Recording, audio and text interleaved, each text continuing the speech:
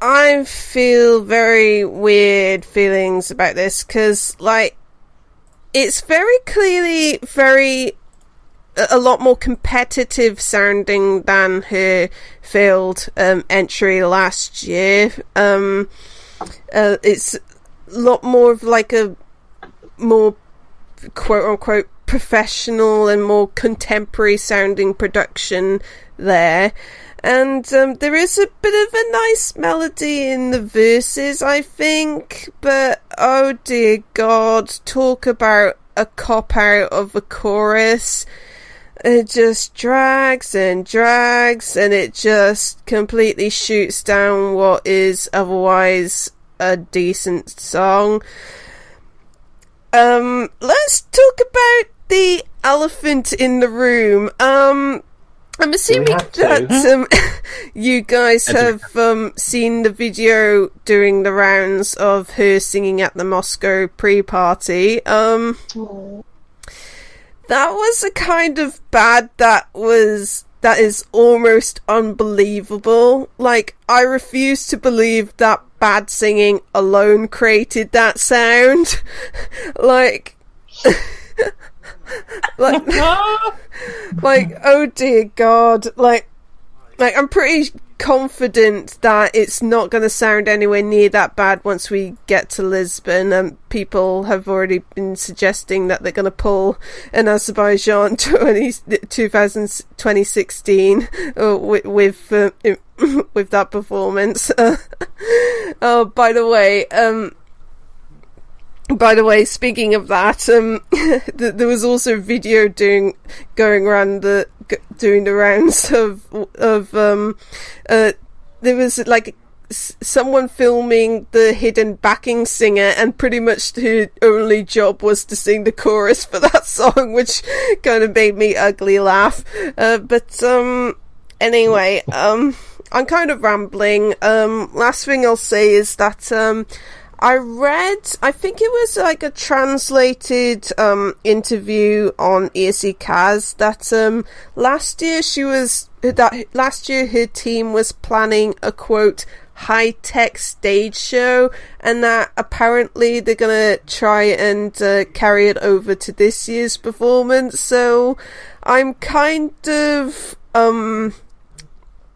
masochistically looking forward to how potentially tacky this performance could be. I dread to think what they've got planned for this, but yeah, that first rehearsal should be quite interesting, I think. Who wants to go next? I'll go next. I don't know how to feel about this. Sorry for Yulia. Or do I? Sorry for, I don't know what to think of, really, to be perfectly honest. The song's alright, but it's anything really. This is gonna. I mean, if Yulia ends up singing a bad rendition of this song on the night, and when somebody else could have sung their hearts out and done a great performance, and then they miss out because it's just Russia, I suppose. Sad. But that live performance in Moscow was excruciating. It was just, I just felt so sorry for her, and I was like, how? I mean, if she wasn't well, I'm the song. I don't see why she had to sing it live necessarily. an act. I'm sure they were going to didn't have to make her sing it live if she wasn't feeling great or she wasn't feeling up to it, and that's fair enough. But it was just really awkward, and I felt so sorry for her. But I just don't think this song is strong enough to qualify in this semi-final. Ooh. I really do feel, my personal view is that I think Flame is Burning is stronger than I Won't Break. Yeah, I kind of agree with that, yeah. Yeah, sorry, Russia, you don't do it for me. Maybe in your performance you may be to heighten that, but I have no confidence in this. Sorry. Okay. John, what do you think? Yeah, it was difficult to watch that live performance video, to be honest. And I know that Yulia is perfectly capable of singing. There's a video of her singing "Flame is Burning" live, and she sang it perfectly well. So, yeah, I want to be positive and believe that that was just she just had a bad night, and all will end up okay in Lisbon. I mean, I've watched a few Russian YouTubers react to that particular video, and obviously I don't speak Russian, so I didn't know what they were saying, but they were all obviously, they're very pissed right now. They're very angry. And I think Yulia is getting a lot of unnecessary hate, which I don't think she deserves. So yeah, I want to keep this positive and just see what happens in Lisbon.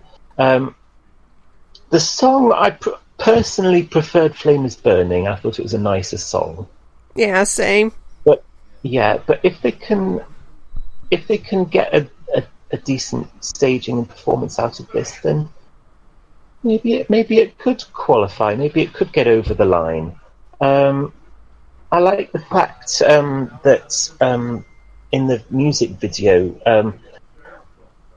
they didn't really draw any attention to Yulia's disability. Like when we first met her singing "Flame is Burning," she was sat all alone on the stage, and her condition was obviously the main point of conversation for everybody. Whereas in this video, it's a lot more arty, and you only see her face and various effects and mountain landscapes, and it draws more attention towards her and her talent. So I applaud the maker of the video for that. I'm worried for her, but hopefully all's well that ends well. I don't know. Oh, one thing I forgot to mention about the video, I feel really bad for saying this, but at the end where they Photoshop her to make it look like a mountain, I cracked up laughing, not because no, I wasn't laughing at her. I was laughing at how hilariously bad the composition effects were. I was just like, oh my god, that looks like a GCSE Photoshop project. Oh gosh. Was it even worse CGI than Paula Selling in 2014? Oh, I don't think anything could be as bad as that. Not that Paula Selling was bad, but fake Paula Selling was bad. Yeah.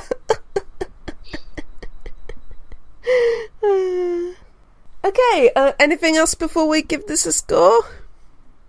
Niet. Okay, I'll give this a 2.